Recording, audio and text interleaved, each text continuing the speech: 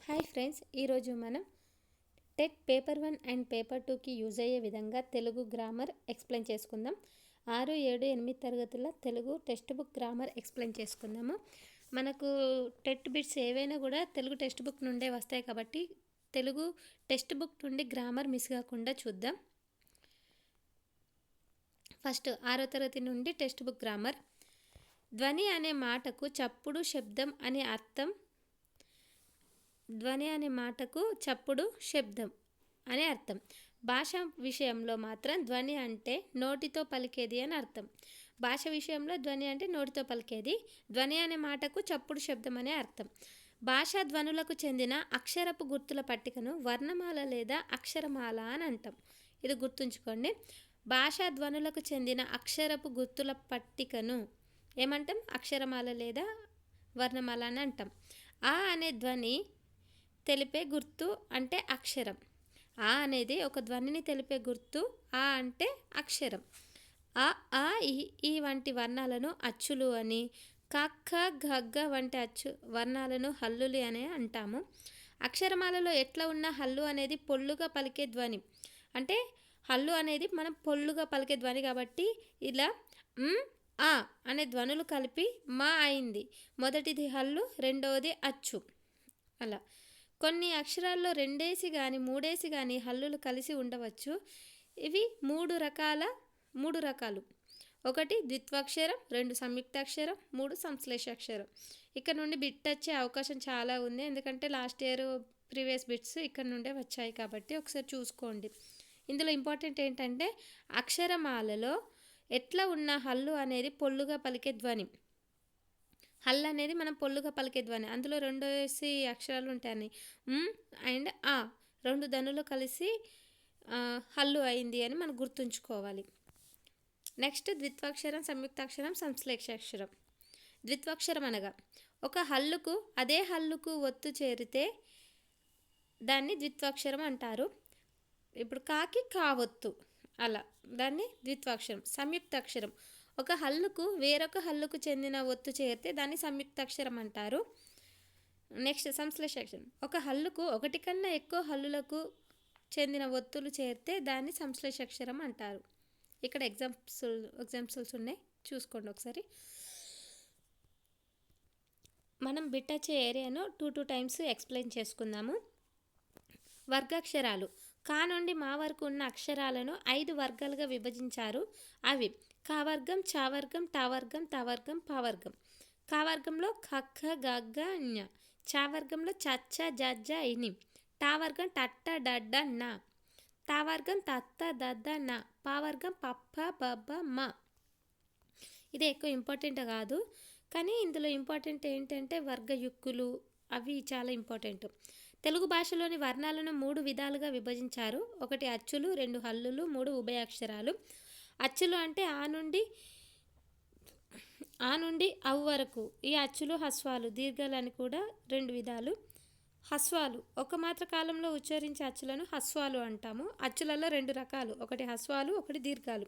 ఫస్ట్ది హస్వాలు, ఒక మాత్ర కాలంలో ఉచ్చరించే వాటిని హస్వాలు అంటాం. ఆ, ఈ, ఉ, రు, ఏ, ఓ. మళ్ళీ ఇది కూడా ఇంపార్టెంట్. మాత్ర అంటే కనురెప్ప పాటు కాలం. ఇది వెరీ వెరీ ఇంపార్టెంట్, ఎట్లా ఆల్రెడీ వచ్చింది బిట్. మాత్ర అంటే కనురెప్ప పాటు కాలం. దీర్ఘాలు 2 మాత్ర కాలంలో ఉచ్చరించే అచ్చులను దీర్ఘాలు అంటాము. 1 మాత్ర కాలంలో అంటే రెప్పపాటు కాలంలో హస్వాలు, 2 మాత్ర కాలంలో ఉచ్చరించే వాటిని దీర్ఘాలు. అంటే ఎగ్జాంపుల్ ఆ, ఈ, ఊ, రు, ఏ, ఐ, ఓ, ఔ. ఇలా. హల్లులు కా నుండి రా వరకు. ఉచ్చారణ విధానాన్ని బట్టి హల్లులు ఈ విధంగా విభాగాలు చేశారు. ఇది చాలా చాలా వెరీ వెరీ ఇంపార్టెంట్. టెట్ 1, 2కి డిఎస్సికి యూజ్ అయ్యే బిట్ ఇది.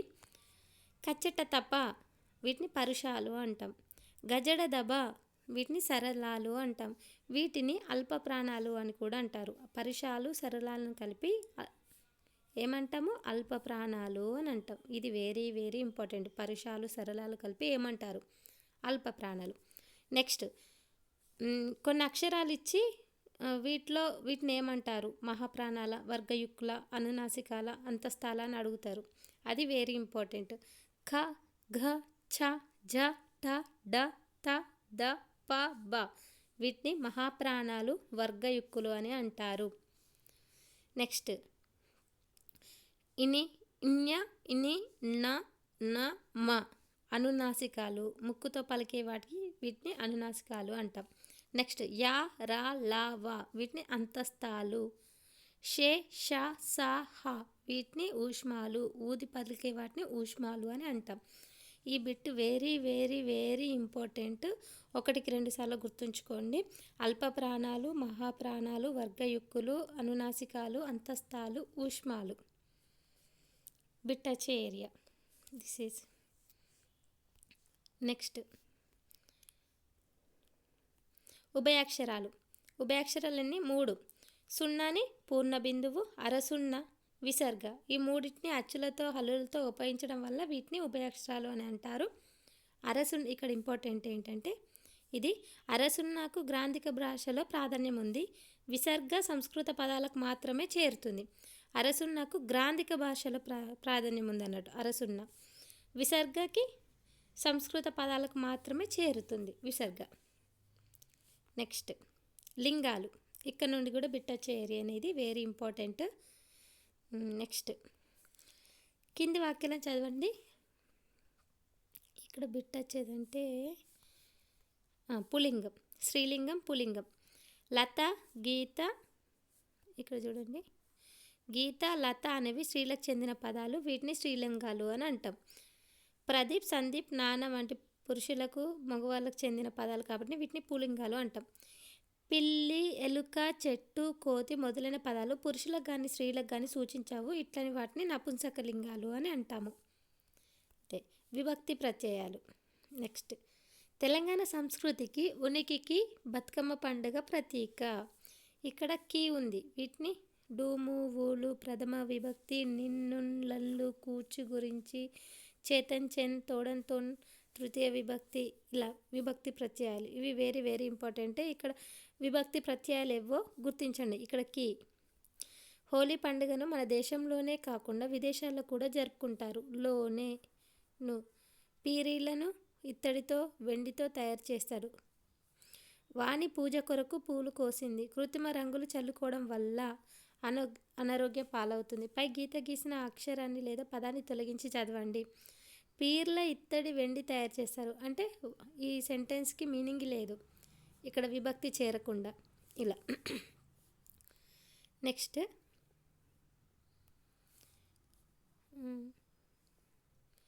పదాల మధ్య అర్థ సంబంధాన్ని ఏర్పరచడానికి ఉపయోగించే వాటిని విభక్తి ప్రత్యయాలు అని అంటాము. విభక్తి ప్రత్యయాలు ఏంటో మనం చూద్దాం ఇప్పుడు.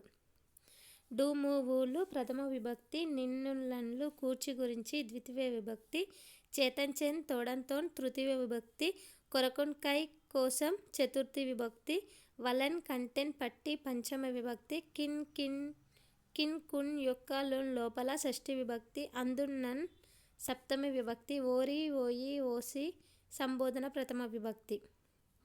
ఇలా ఇప్పుడు మనం ఇంతకుముందు చూసిన దాన్ని తెలంగాణకి సంస్కృతికి, ఉనికికి ఏ విభక్తి కీ వచ్చింది? షష్ఠి విభక్తి. ఫస్ట్ది షష్ఠి విభక్తి. ఫస్ట్ వన్ షష్ఠి విభక్తి. సెకండ్ది హోలీ పండుగను. ను ఎక్కడొచ్చింది? నిన్నులన్లు ద్వితీయ విభక్తి. సెకండ్ది ద్వితీయ విభక్తి. తార్లను, పీరీలను ఇత్తడితో. చేతన్, చెన్, తోడన్, తోన్ ఇది తృతీయ విభక్తి తాడ్ది.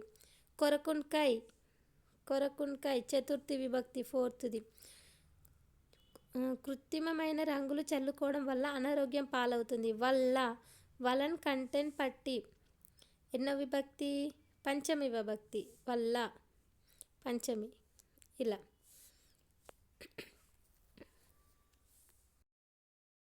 నెక్స్ట్ అవ్యవం.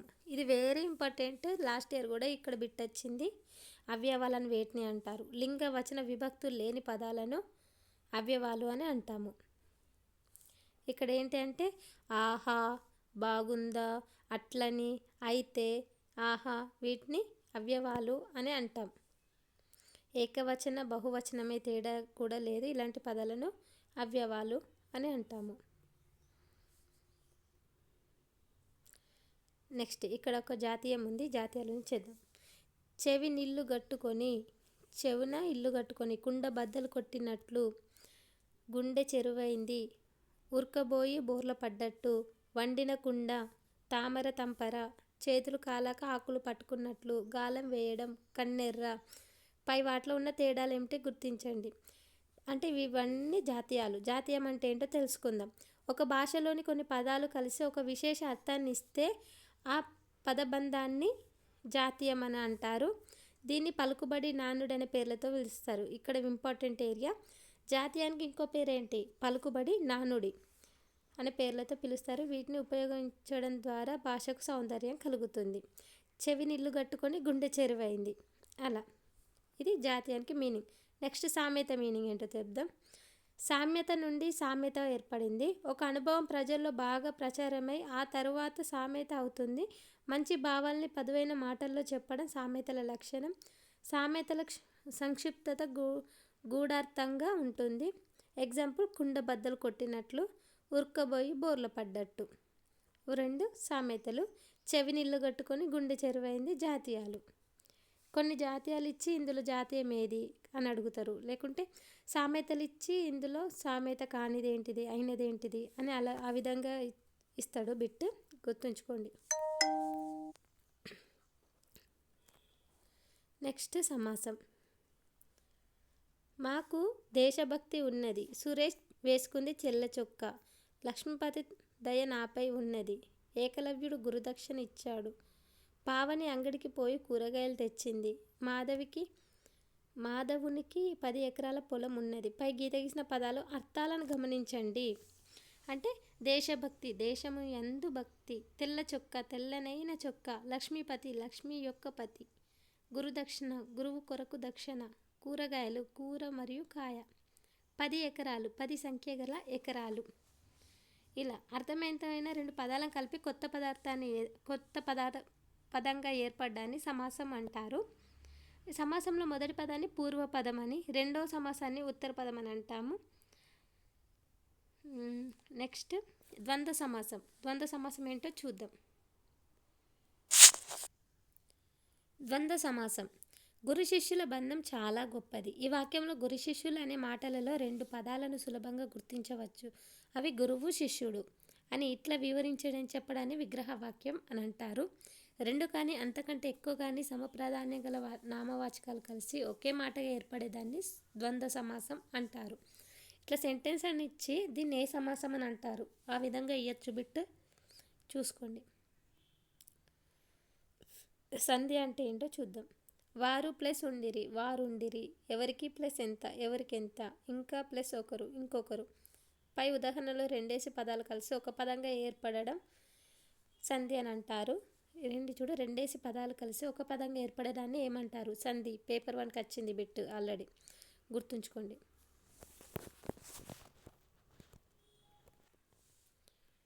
నెక్స్ట్ అర్థాలు. ఈ అర్థాలన్నీ కలిపి ఒక వీడియోలో చేస్తాను.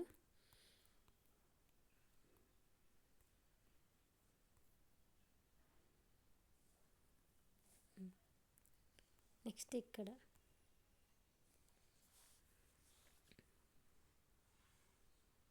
రాజు ఆసుపత్రికి వెళ్ళాడు. శ్రావ్య పుస్తకం చదివి నిద్రపోయింది. మధు మైదానంలో పరిగెత్తుచున్నాడు. పై వాక్యంలో 2 క్రియలున్న వాక్యాలు ఏవి? క్రియలలో భేదం గమనించారా? చదివి నిద్రపోయింది అనే 2 క్రియలు ఉన్నాయి. ఇక్కడ చూడండి, పుస్తకం చదివి నిద్రపోయింది, 2 క్రియలు ఉంది, చదివింది, నిద్రపోయింది. ప్రతి వాక్యంలోని చివర ఉన్న క్రియలు పని పూర్తయిందని తెలుపుతున్నాయి. ఇట్లా పని పూర్తయిందని తెలిపే ప్రక్రియను సమాపక క్రియలు అంటాం. మరి ఇక్కడ చదివి అంటే పని పూర్తి కాలే, సగంలోనే ఉంది, వీటిని ఏమంటారు? అసమాపక క్రియలు అని అంటాము. నెక్స్ట్ సంధి. పూర్వ పరస్వరాలకు పరస్వరం ఏకాదేశం అవుట, దాన్ని సంధి. ఏకాదేశం అంటే ఒక వర్ణ స్థానంలో మరొక వర్ణం వచ్చి చేరడం. ఇది ఇంపార్టెంట్. ఏకాదేశం అంటే ఏమిటి? ఇది ప్రీవియస్ బిట్. ఏకాదేశం అంటే ఒక వర్ణం స్థానంలో మరో వర్ణం వచ్చి చేరడాన్ని ఏకాదేశం అంటారు. నెక్స్ట్ ఉత్వ సంధి ఇక్కడ రాముడు ఊ ప్లస్ అతడు. ఇక్కడ చూడండి ఊ ప్లస్ అతడు రాముడతడు. రాముడు ఇక్కడ ఊ ఉంది కదా, ఊ ప్లస్ అతడు ఆ వచ్చింది, రాముడా ఆ రాముడతడు. ఇలా గుర్తుంచుకోవాలి. ఇక్కడ డా వచ్చింది రాముడ, ఎందుకంటే ఇక్కడ ఆ వచ్చింది కాబట్టి. సోముడు ఊ ప్లస్ అతడు ఇతడు సోముడితడు ఈ సోముడితడు. ఆ ప్లస్ ఆ ఊ ప్లస్ ఆ ఊ ప్లస్ ఈ అలా గుర్తుంచుకోవాలి. మనము ప్లస్ ఉంటిమి మనం ఉంటిమి. అతడు ప్లస్ ఎక్కడ అతడెక్కడ ఏ. ఇలా ఉకారానికి ఉత్తు చేరింది. మొదటి పదంలోని చివరి అచ్చు ఊ రెండో పదంలోని మొదటి అచ్చుతో కలిసినప్పుడు మొదటి పదంలోని అచ్చు ఊ లోపిస్తుంది, రెండో పదంలోని మొదటి అచ్చు అట్లాగే నిలిచి ఉంటుంది. అనగా ఉకారం మీద ఏదైనా అచ్చు వచ్చి చేరితే సంధి తప్పక జరుగుతుంది. దీన్నే ఉత్వ సంధి అంటారు. ఉత్తునకు అచ్చు పరమైతే సంధి తప్పక జరుగుతుంది, గుర్తుంచుకోండి.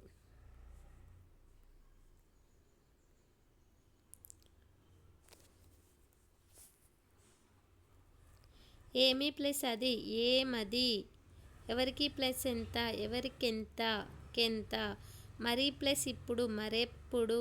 అవి ప్లస్ ఏవి అవేవి. అట్లా ఏమి ప్లస్ అయ్యే ఏమయ్యే సంధి జరిగింది. ఇక్కడ ఇంకోటి ఇంపార్టెంట్, ఒకసారి సంధి నిత్యము జరిగి మరోసారి సంధి జరగక నిషేధం పోవడాన్ని వ్యాకరణ పరిభాషలో వికల్పకం అంటాము. ఒకసారి సంధి జరిగి నిత్యం, మరోసారి సంధి జరగక నిషేధం, దాన్ని వైకల్పికం అని అంటారు. ఓకే. సవర్ణ దీర్ఘ సంధి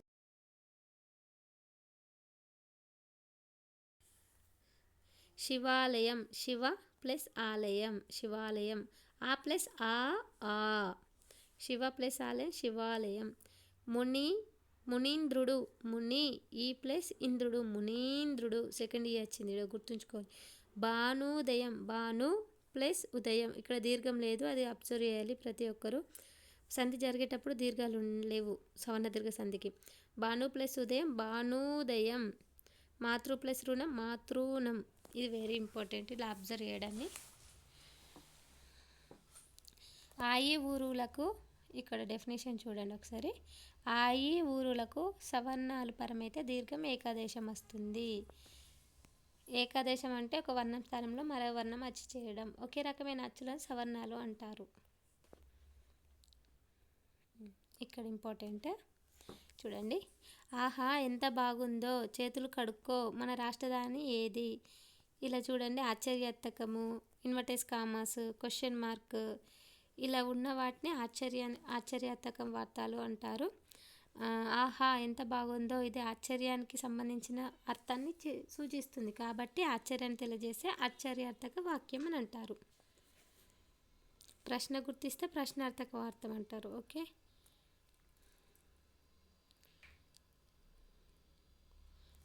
ఇక్కడ చూడండి, ఇది గ్రామర్ పాయింట్ వెరీ ఇంపార్టెంట్. ఒక్కసారి ఇప్పుడు ఆశ్చర్యార్థక దాని గురించి చూసాం కదా. నెక్స్ట్ ఇక్కడ చూడండి, ఎన్నదంటే ప్రశ్నార్థక వాక్యము, విద్యార్థార్థక వాక్యము. నెక్స్ట్ ఇక్కడ వీటి డెఫినేషన్స్ చూద్దాం ఒకసారి.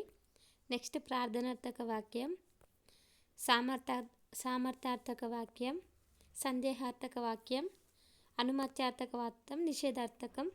ఇది చాలా ఇంపార్టెంట్, గ్రామర్లో ఈ బిట్ ఖచ్చితంగా వస్తుంది, ఒక మార్క్ ఉంటుంది. వీటి గురించి తెలుసుకుందాం ఇప్పుడు. ఇక రెండో వాక్యం ఇక్కడ చూడండి. ఇక రెండో వాక్యం చేతులు కడుక్కో.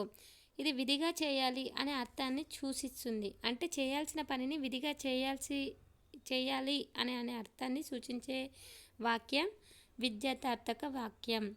చేతులు కడుక్కో అంటే చేతులు కడుక్కోవాలి ఎట్లయినా, విధిగా చేయాల్సిన డైలీ విధిగా చేయాల్సిన పని కాబట్టి విధిగా చేయాల్సిన పనిని విద్యార్థార్థక వాక్యం అని అంటాం. నెక్స్ట్ మూడో వాక్యం ఏంటిది, మన రాష్ట్ర రాజధాని ఏది అని క్వశ్చన్ మార్క్ ఉంది. క్వశ్చన్ మార్క్ ఉంది అంటే ప్రశ్నించే విధంగా ఉండే వాక్యాన్ని ప్రశ్నార్థక వాక్యం అని అంటాము.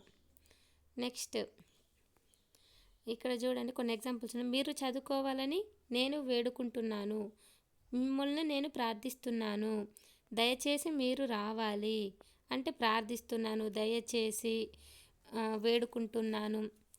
ఇందులో ఏంటి ప్రార్థిస్తున్నట్లు ఉంది అంటే ప్రార్థనార్థక వాక్యం. ఈ 3 వాక్యాలు వేడుకోవాల్సి వచ్చింది, ప్రార్థిస్తున్నాను, దయచేసి అంటే ఒకరిని మరొకరు ప్రార్థిస్తున్నట్లుంది కాబట్టి దీన్ని ప్రార్థనార్థక వాక్యం అని అంటాం.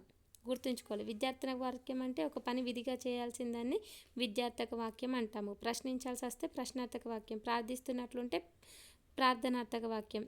నెక్స్ట్ సామర్థ్యార్థక వాక్యం. నేను ఉన్నత చదువు చదవగలను, నడిచి వెళ్ళగలను, భయం లేకుండా మాట్లాడగలను. వీటిని సామర్థ్యాన్ని తెలిపే భావాన్ని కలిగి ఉన్నట్లు కనబడుతుంది కాబట్టి సామర్థ్యార్థక వాక్యం అని అంటారు. నెక్స్ట్ సందేహార్థక వాక్యం. అంటే సందేహం, జరుగుతుందో జరగదో పని అన్నట్లుంటే సందేహాన్ని తెలియజేస్తే దాన్ని సందేహార్థక వాక్యం అంటాం. ఎగ్జాంపుల్, అతడు వస్తాడో రాడో, రేపు వర్షం పడవచ్చు, ఈరోజు ఎండ కాస్తుందో లేదో అంటే డౌట్ఫుల్గా ఉన్నదాన్ని సందేహార్థక వాక్యం అని అంటాము. నెక్స్ట్ అనుమత్యార్థక వాక్యం. ఏదైనా ఒక పనిని అనుమతిని ఇచ్చే అర్థాన్ని అనుమత్యార్థక వాక్యం అంటాము. అంటే అనుమతి ఇస్తున్నట్లు తెలియజేసే వాక్యాలకి. ఎగ్జాంపుల్, లోపలికి రావచ్చు అంటే అనుమతి ఇచ్చిర్రు, లోపలికి రావచ్చు. కొద్దిసేపు టీవీ చూడొచ్చు, అలా. మీరు వెళ్ళవచ్చు, అనుమతి ఇచ్చిర్రు కాబట్టి వెళ్ళవచ్చు, కాబట్టి అనుమత్యార్థక వాక్యం అని అంటారు వీటిని. నెక్స్ట్ నిషేధార్థక వాక్యం. నిషేధం అంటే చెయ్యొద్దు అని, పనులను చెయ్యొద్దు అని చెప్పే వాటిని నిషేధార్థక వాక్యం. ఒక పని చెయ్యొద్దు అనే అర్థాన్ని సూచించేదాన్ని నిషేధార్థక వాక్యం అంటారు. ఎగ్జాంపుల్, ఇతరులను ఎగతాళి చెయ్యొద్దు, నీటిని వృధా చేయొద్దు, ఎక్కువసేపు నిద్రపోవద్దు, ఇట్లా వద్దు అనే వాటిని నిషేధార్థక వాక్యాలు అంటాం. ఇప్పుడు ఎగ్జాంపుల్ మళ్ళీ ఒకసారి చెప్తాను. అనుమత్యార్థక వాక్యం అంటే అనుమతి ఇవ్వడం, రావచ్చు, నువ్వు లోపలికి రావచ్చు, అలా వాటిని అనుమత్యార్థక. విద్యార్థక వాక్యం అంటే విధిగా చేయాల్సిన వాక్యాలను విద్యార్థక వాక్యం అంటాము. చేతులు కడుక్కో, ఆ విధంగా. ప్రశ్నించే విధంగా ఉంటే వాక్యము అది ప్రశ్నార్థక వాక్యము. ప్రార్థిస్తున్నట్లుంటే ప్రార్థనార్థక వాక్యము. సామర్థ్యాన్ని తెలియజేసేది, నువ్వు నడిచి వెళ్ళగలను, భయం లేకుండా మాట్లాడగలను, అది సామర్థ్యార్థక వాక్యము. సందేహాన్ని తెలియజేస్తే సందేహార్థక వాక్యము. ఈ విధంగా ఉంటుంది. నెక్స్ట్ ద్విగు సమాసం. ఇవన్నీ టెక్స్ట్ బుక్లో క్వశ్చన్సే కాబట్టి కంపల్సరీగా చూసుకోండి ఒకసారి, ఖచ్చితంగా బిట్ ఉంటుంది. ద్విగు సమాసం. నవరసాలు. నవ అంటే 9 సంఖ్య గల రసాలని నవరసాలు అని అంటాము. 9 సంఖ్య గల రసాలు. చతుర్వేదములు. 4 సంఖ్య గల వేదములు. 4 చతుర్ అంటే 4. షట్చక్రములు. 6 సంఖ్య గల చక్రవర్తులు. పంచపాండవులు. 5 సంఖ్య గల పాండవులు. దశ దిశలు. దశ దిశలు అని ఇస్తారు. ఇది ద్విగు సమాసమా ద్వంద్వ సమాసమా అంట. 10 సంఖ్య గల దిక్కులు. దశ ప్లస్ దిక్కులు అట్లా కాదు, దశ సంఖ్య 10 సంఖ్య గల దిక్కులు. 8 బొమ్మలు. 8 సంఖ్య గల బొమ్మలు. ఈ విధంగా గుర్తుంచుకోవాలి. వీటిని ద్విగు సమాసం అంటాము. ద్విగు సమాసానికి అర్థం, మొదటి పూర్వపదం సంఖ్యావాచకంగా ఉండి రెండో పదం నామవాచకంగా ఉంటే దాన్ని ద్విగు సమాసం అంటారు. పూర్వపదం ఏంటి, సంఖ్యావాచకంగా ఉంది. ఏది, నవ, చతుర, షట్చ, పంచ, దశ, 8. ఆ విధంగా.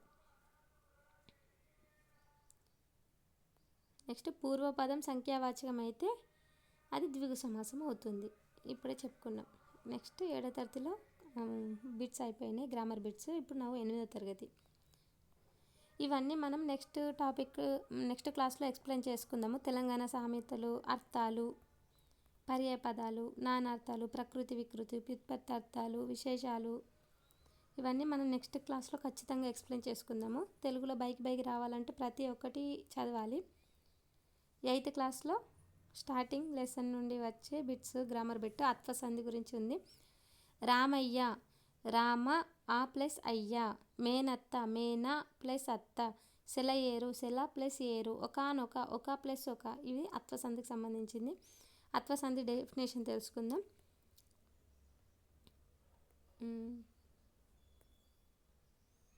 అత్వ సంధి. అత్తునకు అచ్చు పరమైతే అది బహుళమగును, దాన్ని అత్వ సంధి అంటారు. నెక్స్ట్ ఇక్కడ రామయ్య అని ఫస్ట్ చెప్పుకున్నాం కదా. రామయ్య లాంటి పదాల్లో సంధి ఎప్పుడు నిత్యం అవుతుంది, సంధి ఎప్పుడు అవుతుందట. రామయ్య, రామ ప్లస్ అయ్య అని అన్నాం కదా. మేనత్త, మేనయత్త 2 వచ్చింది. సంధి ఒకసారి జరిగింది, మేనయత్త, ఇక్కడ సంధి జరగలేదు. ఇలాంటి పదాలని సంధి జరగచ్చు జరగపోవచ్చు అని అంటే వాటిని ఏమంటారు? వైకల్పికం. సెలయేరు లాంటి పదాలు సేలేరు లాగా మారకుండా సెలయేరు లాగానే ఉంటుంది. ఇక్కడ సెలయేరు, ఇక్కడ సంధి నిషేధమైంది కాబట్టి నిషేధం. ఒకానొక అంటే ఒక ప్లస్ ఒక లాంటి పదాలు ఒక్కొక్క అలాగా మారకుండా మరో రూపంలో కంటే ఒకానొకలాగా మారుతుంది. దీన్ని అన్యకార్యం అంటాము. ఇది చాలా అంటే చాలా చాలా ఇంపార్టెంట్. ఇది కూడా బిట్ వచ్చే ఏరియా. టోటల్ నేను చెప్పేటివన్నీ టెక్స్ట్ బుక్కి కాబట్టి బిట్ వచ్చే ఏరియాస్ మాత్రమే ఎక్స్ప్లెయిన్ చేసుకుంటున్నాము. కాబట్టి ఒకసారి వీలైతే రాసుకోండి టెక్స్ట్ బుక్స్ లేకుంటే. ఓకే, ఇందులో ఎట్లా అడుగుతారంటే రామయ్య, మేనత్త, సెలయేరు, ఒకనొక. ఇందులో సంధి వైకల్పికం జరిగింది ఎక్కడ అని అడుగుతారు. అంటే మేనయత్త సంధి వైకల్పికం. సంధి మేనత్త, మేనయత్త, ఎందుకంటే ఒక దగ్గర నిషేధం జరిగింది, ఒకసారి సంధి జరిగింది. సెలయేరుకి నిషేధం, ఒకనొక అన్యకార్యం, రామయ్య నిత్యం. గుర్తుంచుకోండి. సంధి బహుళకం అంటే ఇక్కడ ఇది ఇంపార్టెంట్. సంధి నిత్యము వైకల్పికంగా నిషేధికంగా అన్యకార్యంగా జరగడాన్ని సంధి బహుళకము అని అంటాము. సంధి అన్ని విధాలుగా జరిగేదాన్ని సంధి బహుళకము అంటాము. నెక్స్ట్ గుణసంధి. గుణసంధి గురించి ఎక్స్ప్లెయిన్ చేసుకుందాము. రాజేంద్రుడు, రాజా ఆ ప్లస్ ఇంద్రుడు, రాజేంద్రుడు, ఆ ప్లస్ ఈ ఏ. పరమేశ్వరుడు, పరమ ఆ ప్లస్ ఈశ్వరుడు, పరమేశ్వరుడు. వసంతోత్సవం, వసంత ప్లస్ ఉత్సవం, వసంతోత్సవం. దేవర్షి, దేవ ఆ ప్లస్ ఋషి, దేవర్షి, ఋషి. అలా ఇక్కడ గుణసంధి డెఫినేషన్. అకారానికి ఈ ఊరులు పరమైనప్పుడు క్రమంగా ఏవో ఆర్లు ఏకాదేశం అవుతాయి. గుణసంధి డెఫినేషన్. అకారానికి ఈ ఊరులు పరమైతే క్రమంగా ఏవో ఆర్లు ఏకాదేశం అవుతుంది. ఇక్కడ ఏవో ఆర్లని గుణములు అని పేరు. ఇది వెరీ వెరీ ఇంపార్టెంట్. ఏవో ఆర్లని గుణములు అని పేరు. ఇక్కడ ఇంకో ఎగ్జాంపుల్ ఉంది. మహా ప్లస్ ఇంద్రుడు, మహేంద్రుడు, ఆ ప్లస్ ఈకి ఏ. దేవ ప్లస్ ఇంద్రుడు, దేవేంద్రుడు, ఆ ప్లస్ ఈ ఏ.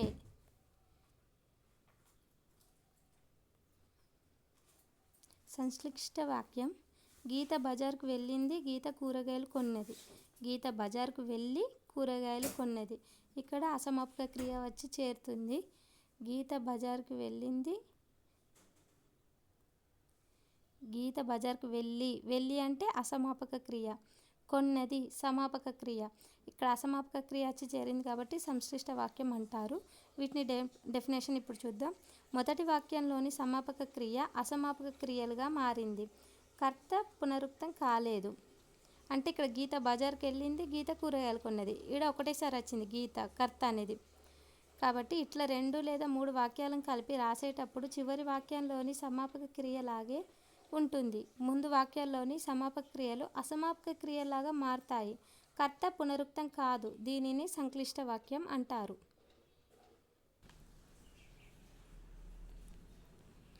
నెక్స్ట్ సంయుక్త వాక్యం.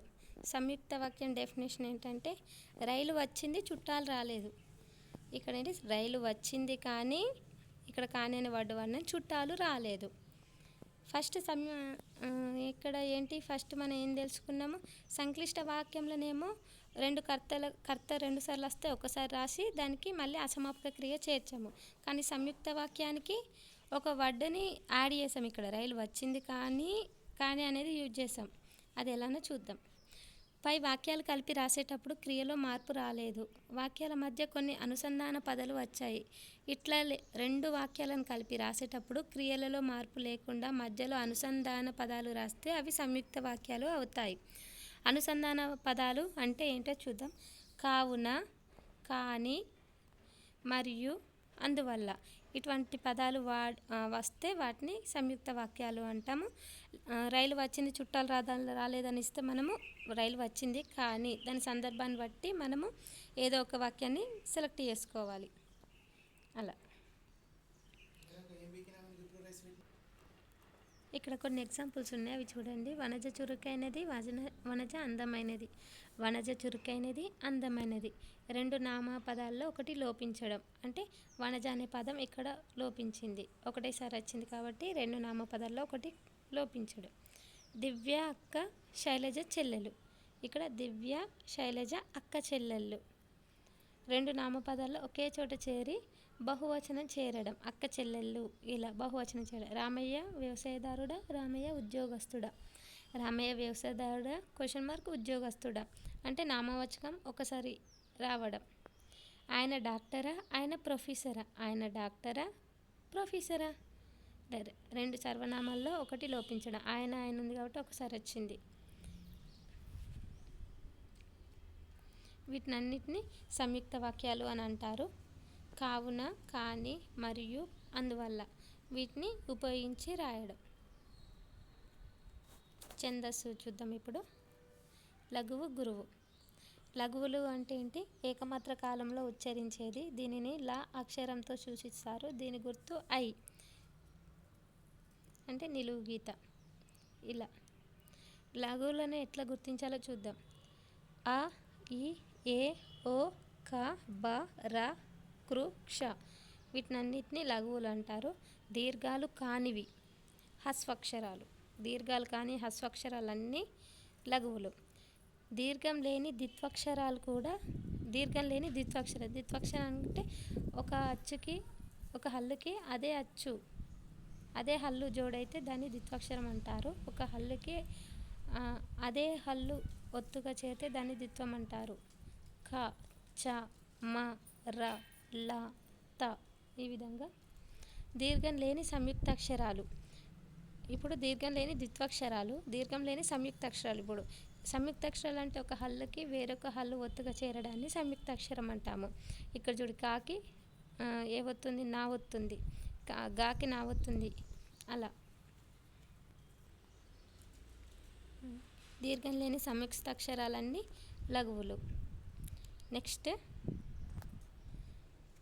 ఇక్కడ చూడండి, లఘువులు ఏంటి? దీర్ఘాక్షరాలు కానివి, దీర్ఘం లేని ద్విత్వాక్షరాలు, దీర్ఘం లేని సంయుక్తాక్షరాలు, వీటన్ని లఘువులు అని అంటాము. నెక్స్ట్ గురువు అని వేటిని అంటారు? దీర్ఘాక్షరాలన్నిటినీ గురువులు. ఐ, ఔలతో కూడిన హల్లులు గురువులు. సున్నతో కూడిన అక్షరాలు గురువులు. పొల్లు హల్లుతో కూడిన అక్షరాలు గురువులు. నెక్స్ట్ విసర్గతో కూడిన అక్షరాలు గురువులు. పొల్లు హల్లుతో కూడిన అక్షరాలు గురువులు. ద్వితాక్షరాలు ముందున్న అక్షరాలు గురువులు. సంయుక్తాక్షరాలకు ముందున్న అక్షరాలు గురువులు. పొల్లు హల్లుతో కూడిన అక్షరాలు కూడా గురువులు. పొల్లు హల్లుతో విసర్గతో కూడిన అక్షరాలు, సున్నాతో కూడిన అక్షరాలు, ఐ, ఔలతో కూడిన అక్షరాలు, దీర్ఘాక్షరాలు, సంయుక్తాక్షరాలకు ముందున్న అక్షరాలు, ద్విత్వాక్షరాలకు ముందున్న అక్షరాలు, వీటన్నిటికీ గురువులుగా పరిగణిస్తాం మనం. నెక్స్ట్ గణాలు. ఒకటి నిలువు గీత ఒకటి ఉంటే దాన్ని లగనం అంటారు. యూ లాగుంటే గగనం అంటారు.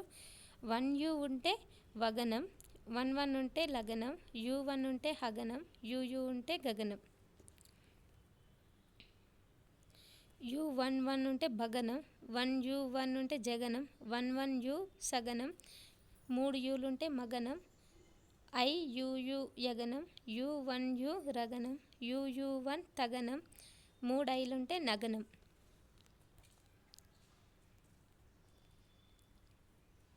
నెక్స్ట్ తత్పురుష సమాసం గురించి ఇచ్చిండు. ఇక్కడ ప్రథమ తత్పురుష, ద్వితీయ తత్పురుష ఆల్రెడీ మనం చెప్పుకున్నాము. ఇక్కడ మధ్య హానము, హానం యొక్క మధ్య భాగము ప్రథమ తత్పురుష. జలధరం, జలము ధరించినది ద్వితీయ తత్పురుష. బుద్ధిహీనుడు